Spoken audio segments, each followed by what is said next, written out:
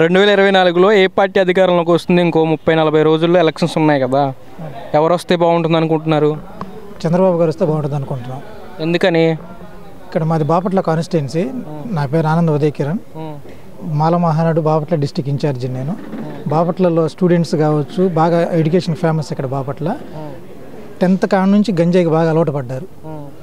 అది కూడా ఈ ప్రభుత్వంలో ఎంత దారుణంగా గంజా అమ్మకాలు కానీ వైసీపీ వచ్చిన తర్వాత కల్తీ మద్యం, నాసిరకమైన ముందు అంత రేట్లు తీసుకుంటా కూడా కల్తీ మద్యం ఇచ్చి చాలామంది ఆరోగ్యం పాడయ్యి చనిపోయిన వాళ్ళు ఉన్నారు. నా తోటి తిరిగే వాళ్ళు చాలామంది ఇప్పుడు హాస్పిటల్స్లో ఉన్నారు. ఈ ముందు గత 30 సంవత్సరాలు తాగిన వాళ్ళు కూడా తాగినప్పుడు ఈ 4 సంవత్సరాలు 5 సంవత్సరాలు తాగిన ముందుకి అట్లా డిఫరెంట్ చూసుకుంటే అప్పుడు తాగినప్పుడు బాగానే ఉన్నారు. ఈ 4 సంవత్సరాల ముందులో చాలా వరకు చనిపోయిన వాళ్ళు ఉన్నారు, హాస్పిటల్ బెడ్ ఎక్కిన వాళ్ళు ఉన్నారు.